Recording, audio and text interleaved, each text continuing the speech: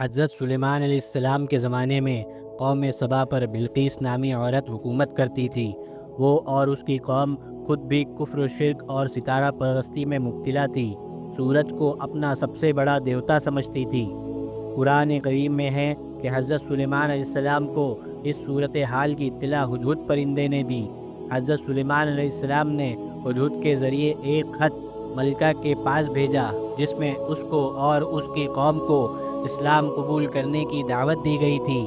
جب یہ خط ملکہ سبا کو ملا تو اس نے اپنے درباریوں سے مشورہ کیا، پھر چند لوگوں کو بہت سارے ہدیے اور تحفے دے کر حضرت سلیمان علیہ السلام کے برحق ہونے کی آزمائش کے لیے ان کی خدمت میں بھیجا۔ جب بلقیس کے لوگ تحفے اور ہدیے لے کر پہنچے اور حضرت سلیمان علیہ السلام کی خدمت میں پیش کیا تو آپ علیہ السلام نے واپس کر دیا۔